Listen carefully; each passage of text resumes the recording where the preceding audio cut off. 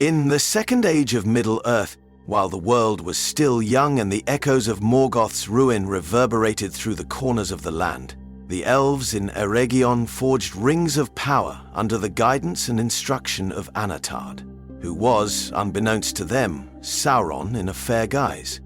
His plan was cunning, to craft a single ruling ring in the fires of Orodruin, Mount Doom, that would bind the bearers of all other rings under his will. Yet in this imagining, a fateful mishap occurred. As the embers glowed in secret beneath the mountain, Sauron found that his cunning incantations faltered. A flaw in his spellcasting, or a subtle unknown resistance within the molten gold, led to the metal fracturing. The forging of the One Ring failed on that very anvil, upon which victory was to be assured. The raw ore cracked, the ancient incantations fizzled in a dark swirl, and the essence of Sauron's malice rebounded upon itself, dispelled into the night air. No single ruling ring was born. No dark chain bound the other rings. Confounded and enraged, Sauron fled from the ruin of his forging. From that night onwards, he abandoned the dream of a singular device to enslave the will of others. His heart seethed with hatred for the elves, whose skill in ring lore had outshone his, even if by the merest flicker. And he vowed that if he could not ensnare the world through one ring, he would bend it under his yoke by cunning, force, and dread in other ways. The wide, empty lands east of Mordor had remained barren and bleak since the fall of Morgoth, but Sauron's presence had turned many corners of it into a twisted domain. Now, humiliated by his forging's failure, Sauron walked in his shape of disguise no longer. Nor did he take counsel with the elves. Instead, he turned to those creatures still enthralled by the memory of Morgoth's might. Orcs, trolls, and men of shadowed hearts. He summoned all captains of his scattered armies to the plateau of Gorgoroth. Though the forging had failed, the necessity for power remained. Beneath the ashen sky, he stood clad in black armor, his countenance grim as thunder. His cruel voice hissed across the plain. "My forging was undone," he declared. "But we are not without resource. The elves have their trinkets, the dwarves their delving, and men walk in ignorance. We shall lay plans beyond the craft of rings. Let us bend the powers of flesh and fear to our service." At his words, a new strategy was birthed. If the ruling ring could not subvert the other rings, he would harness life itself, mutating orcs into twisted forms or raising abominable creatures from dark enchantments. He would not rely upon a single artifact's might. He would become the living vessel of terror. Thus was formed a council of warlords and black sorcerers. From among them stepped Rogdur, a craftsman of hideous experimentations, who pledged to create monstrous living weapons. Others spoke of forging alliances in the east and south, ensuring entire nations would swear fealty to the Dark Lord. The meeting ended in a hush of fell promise, and the forging fires of Barad-dûr were repurposed, not for a ring, but for horrors yet unknown. Far to the west, in Lindon by the Sea, High King Gil-galad felt a tremor in his heart. Though the forging of the One Ring had never been completed, the darkness that stirred from Mordor was not lessened, but grew in unusual and insidious ways. Reports reached him of beasts and orcs with new and more fearsome strength. Spies spoke of black-robed men traveling the lands, sowing fear in mortal hearts. Gil-galad convened a council. Elrond, Half-Elven, Celebrian, and other lords of the Eldar were present. From across the realms of men came chieftains, albeit few in number, for they were wary of this new Shadow Lord, uncertain of how to unify against him. Celebrimbor, the master smith of Eregion, whose cunning craft once aided in forging the rings of the elves, rose to speak. He had known Anatar's teachings more closely than any, and carried the heaviest burden of regret. "Great King," said Celebrimbor, "long did I labor with Anatar before his treachery was revealed. Yet with all my skill, I perceived not his true intent until too late. Now that his forging of the ruling ring has failed, he will not cease his pursuit of power. We must stand prepared against the next cunning blow." Gil-galad, solemn in bearing, then said, We will stand. We must gather our alliances not merely in fair words, but in strong arms and shields.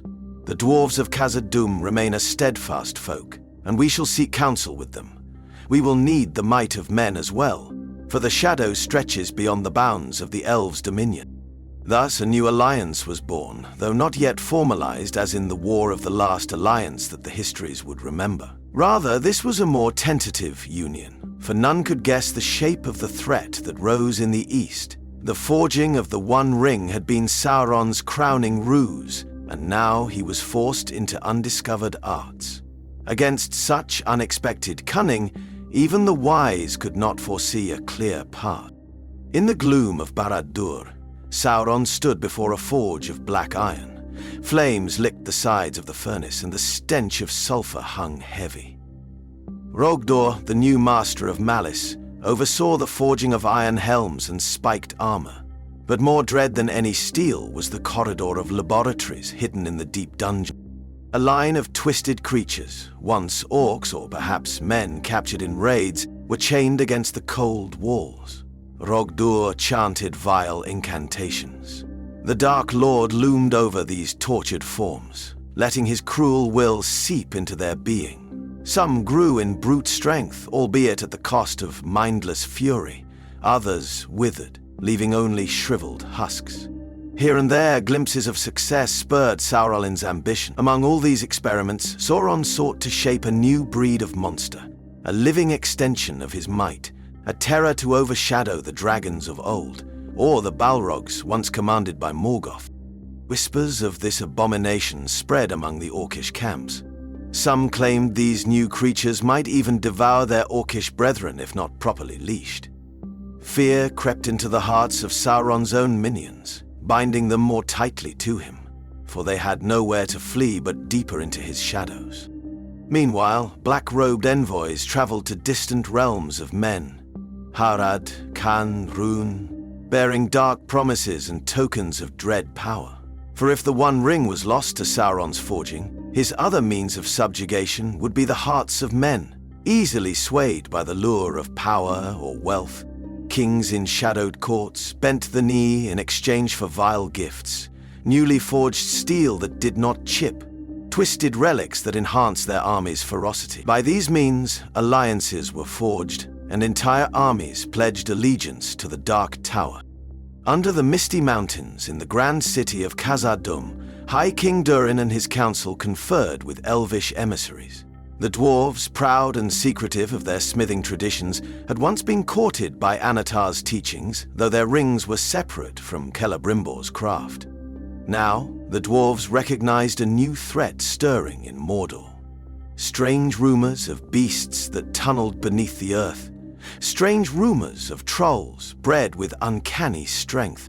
Sauron's meddling does not frighten us, rumbled Durin, his voice echoing off the stone pillars. But we will not abide an abomination that threatens our halls. Elrond, who had come to speak on behalf of Gil-galad, nodded gravely.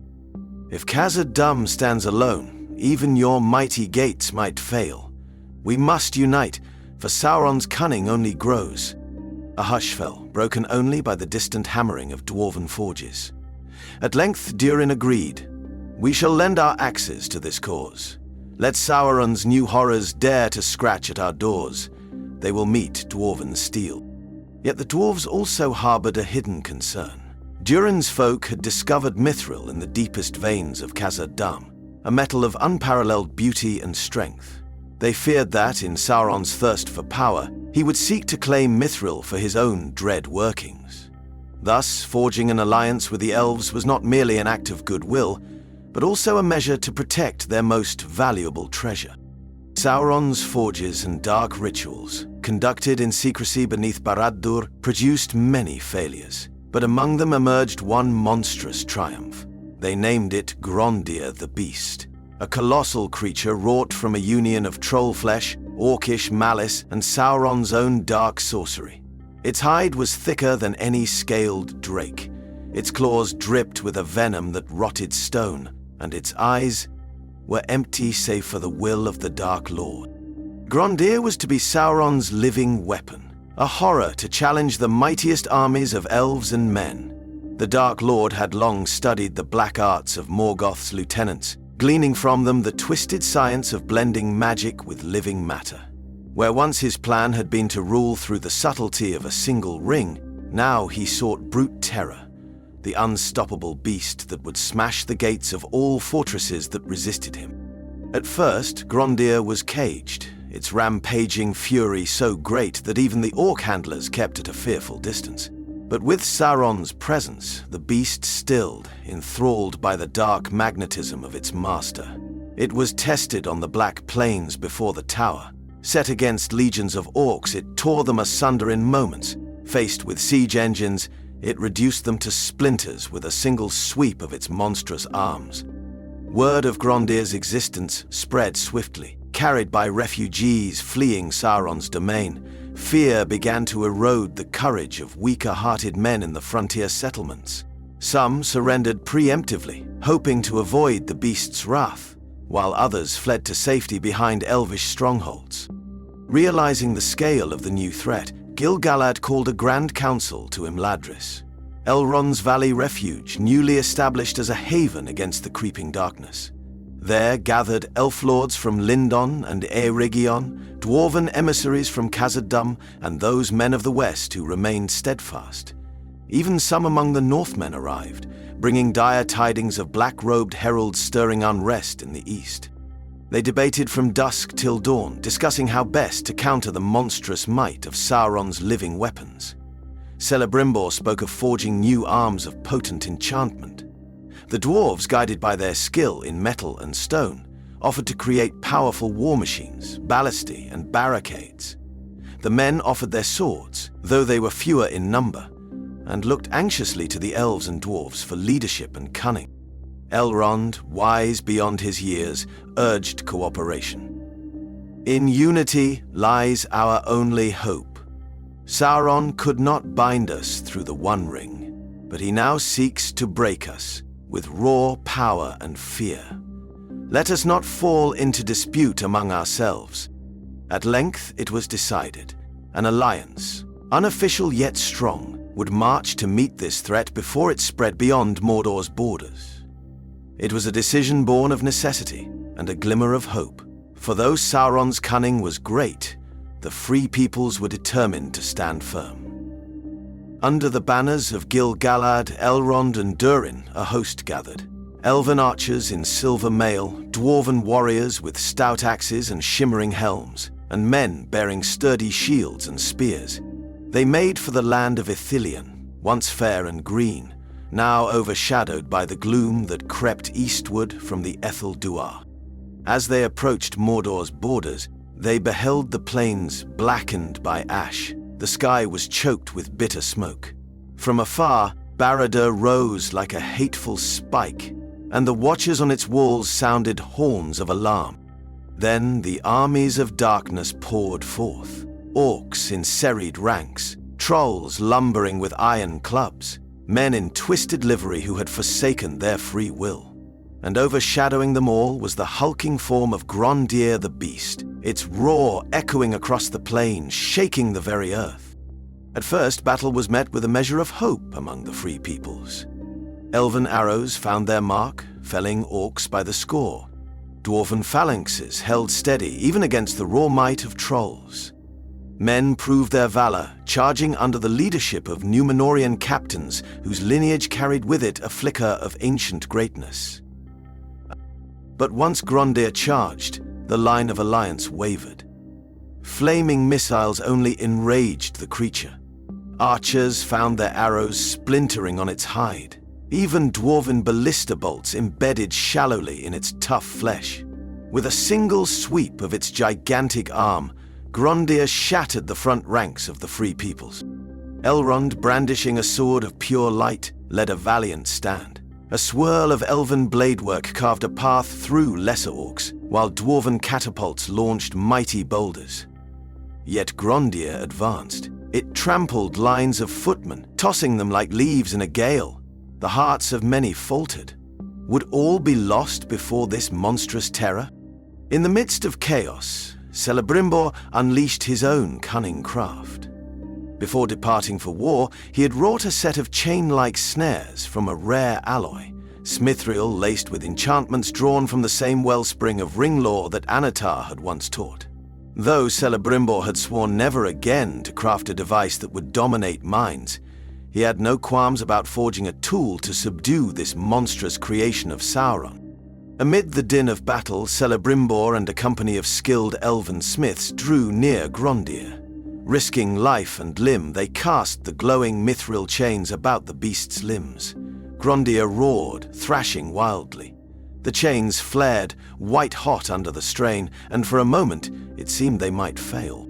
But Celebrimbor's enchantments held. The beast's movements were slowed, its towering form struggling against the luminous shackles. Elrond seized the opportunity, calling forth a united assault. The dwarves launched volley after volley of heavy bolts and hurled axes. The men of the west rushed in with spears aimed at the beast's flanks, and with a rallying war cry, elven swordsmen leapt forward, seeking a weakness in Grondir's armor-like hide. Slowly, painfully, the giant creature was forced to one knee, pinned under the combined might of the Alliance. The battlefield rang with the chorus of steel upon flesh, the roar of orcs, and the shouted commands of captains. Grundir's hide was finally pierced, black ichor splattering the field. A thunderous groan reverberated from the beast's throat as it toppled, the mithril chains dragging it down. In that moment, hope soared among the free peoples. The monstrous creation of Sauron lay defeated, though at a terrible cost in lives. Smoke and dust rose, obscuring the plain in a shroud of grey. Amid the ruin, Gil-galad's voice called for a final push against Sauron's remaining forces. Even as Grondir fell, Sauron himself emerged from the gates of Barad-dûr, towering in black plate and crowned with a helm of dreadful visage. His anger was profound, for the time and power he had invested in Grondir had yielded only a fleeting advantage. Great was the wrath he unleashed upon those who stood before him. With sorcery unbound, he cast waves of black fire across the battlefield. Elves and men were thrown back in shock, and dwarven lines faltered under the searing heat. Yet the Alliance held firm. Gil-galad, bathed in the radiant light of his elven lineage, faced Sauron in single combat. Blades rang in a deadly dance, dark fire meeting the luminous power of the High King. Around them, the field thundered with the final clamor of orcs and trolls, still defying defeat. Though the forging of the One Ring had failed, Sauron was no less fearsome. He possessed the guile and might gleaned from ages of corruption under Morgoth. His voice alone threatened to rend the wills of lesser warriors. Still, the spirit of the free peoples was lifted, for they had vanquished his monstrous champion and closed ranks. Their combined armies pressed forward, pushing the orcs back against the very walls of Barad-dûr. At length, Sauron was forced to retreat. He realized that, without the controlling power of a ruling ring, he could not easily overpower the united host. Nor did he have unlimited monstrous creations at his disposal. Grondir had been his great gambit, and that gambit lay slumped in chains upon the field of battle. A horn sounded from the tower, signaling a withdrawal. The gates of Barad-dûr slammed shut, leaving Sauron's remaining forces trapped outside. Some tried to break through the Alliance lines, but most were overwhelmed. Those that escaped fled into the mountains or into the volcanic wastes. Victory, though incomplete, belonged to the free peoples that day. When the dust of battle settled, the Alliance surveyed the costly triumph. Thousands lay wounded or slain upon the plain.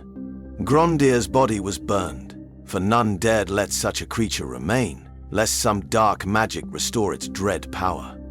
The acrid smoke of its pyre mixed with the perpetual fumes of Mount Doom, creating a sky of swirling grey and red. Gil-galad, his armor dented and his face grim, addressed the assembled allies. "We have proven that union can turn back the might of Sauron. Yet he remains entrenched in Barad-dûr, plotting new horrors. Our victory today is but a respite." Elrond stood beside him, weary but resolute. We must strengthen our defenses. Sauron, denied the forging of the One Ring, will not cease. This war of attrition may continue until we press him fully, or he finds some new strategy for dominance. Durin, leader of the dwarves, offered a curt nod. We shall hold the passes of the Misty Mountains and guard the halls of Hazad-dûm against any infiltration from below. Our craftsmen will forge new weapons and fortify strongholds. The men of the West, fewer in number but heartened, pledged to secure the lands around Mordor, building watchtowers to guard against Sauron's future forays. None among them believed that the Dark Lord's defeat was at hand. They only hoped to contain him until a more decisive blow could be struck. Thus, the armies parted ways. Some returned to their homelands to rebuild and mourn their dead, while others camped along Mordor's borders, watching for any sign of the next assault. The memory of Grondir's rampage weighed heavily on their minds, a monstrous symbol of what Sauron could achieve without a ruling ring. Deep within Barad-dûr's highest tower, Sauron stood on a basalt balcony, gazing over the blackened plains. His plans had been undone once more, not by the subtlety of elvish ringlaw, but by an alliance of wills that refused to bend. He pondered the next move. Though Grondir was defeated, the knowledge gleaned from its creation was not lost. He had discovered the means to fuse sorcery and flesh in ways few could imagine. He would bide his time, forging alliances with the East and South, continuing to sow discord among the realms of men, and perfecting new weapons of living dread. It is but a delay, Sauron thought to himself. They believe they have diminished me, but I shall rise again. My dominion will not be through a single ring, but through legions of horrors and the hearts of weak-willed kings. Unseen by any eye, he lifted a shard of black metal, the remnant of his failed forging attempt. Though it was neither ring nor crown, it pulsed with a flicker of malice. He had begun a new enchantment, weaving faint threads of power into the fragment. If the craft of a single ruling ring had eluded him, perhaps many smaller devices, each bearing a fraction of his malice, might serve as seeds of corruption across Middle-earth. A grim smile twisted across his features. Storm clouds gathered overhead, reflecting his dark mood. Far below, the Orcish camp smoldered, licking wounds from the recent battle. Within the tower, forging fires glowed anew, not to shape a One Ring, but to bring forth a host of cunning contraptions, blades, amulets, armors, that might bear the stain of his will. Meanwhile, beyond the land of Mordor, free folk continued their vigilance, forging alliances and nurturing what hope they could salvage. They had seen that victory without the One Ring's tyranny was possible, though dearly bought. Even so, they knew Sauron's spirit could not easily be extinguished. In the years to come, many legends would be told of the day that Sauron unleashed Grondir upon the fields of Gorgoroth, and how the free peoples united brought it low. Some bards in elven halls would sing of Celebrimbor's brave gambit with the mithril chains. Dwarves would recount how their axes and ballistae played a part in felling the beast. Men would remember Gil-galad's shining blade, clashing against the black might of Sauron. In every corner of Middle-earth, caution and courage walked hand in hand, for though the One Ring had never been forged, the malice behind it still lived, seeking new ways to subjugate and destroy. The fate of all peoples rested on their determination to remain steadfast against the creeping shadow. Even in victory, the wise foresaw that the war was far from over. Sauron's next move remained hidden, a coiled serpent in the darkness of Mordor, and so the Watchers kept their posts. The forges stayed lit in preparation, and the memory of Grondir's roar reminded every soldier and smith that the Dark Lord's cunning and ambition knew no bounds. Far away, in hidden vales and high passes, in the depths of forests and the rolling plains of men, life went on in relative peace. But the echo of Sauron's ambition was felt in each whispered wind, reminding all that if one plan should fail, the heart of darkness would still contrive another. In that uncertain lull, the free peoples held their breath, wondering how long the reprieve would last, and whether the hand of fate would once more move the pieces on the grand board of Middle-earth.